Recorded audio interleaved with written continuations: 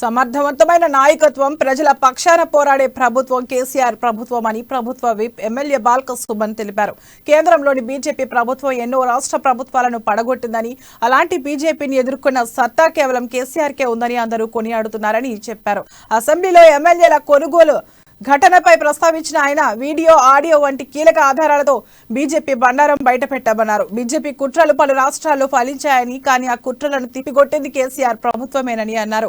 కుట్రలు చేసే కేంద్ర ప్రభుత్వాన్ని ఎదుర్కొనేందుకు ప్రతిపక్షాలు కూడా కలిసి రావాలని, లేదంటే సైలెంట్ గా ఉండాలని సూచించారు. అంతేగాని ప్రగతి భవన్ గోడలు కూల్చేస్తామంటూ మాట్లాడితే ప్రజలు చూస్తూ ఊరుకోరని హెచ్చరించారు. సచివాలయాన్ని కూల్చేస్తామని బండి సంజయ్ ఇష్టం వచ్చినట్లు మాట్లాడుతున్నారని, కనీసం సచివాలయాన్ని తాకే దమ్ము బండి సంజయ్ ఉందా అని నిలదీశారు.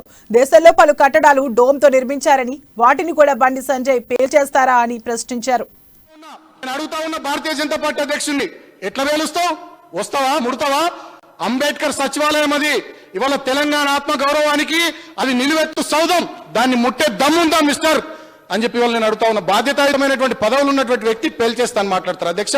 వాళ్ళు నేను అడుగుతా ఉన్నా, మరి కామాఖ్య టెంపుల్ ఉంది అస్సాంలో, అది కూడా డోమ్ తోనే ఉంది. మైసూర్ ప్యాలెస్ ఉంది కర్ణాటకలో, అది కూడా డోమ్ తోనే ఉంది. సుప్రీం కోర్టు ఉంది, అది కూడా డోమ్ తోనే ఉంది. పేల్చేస్తావా? కూల్చేస్తావా?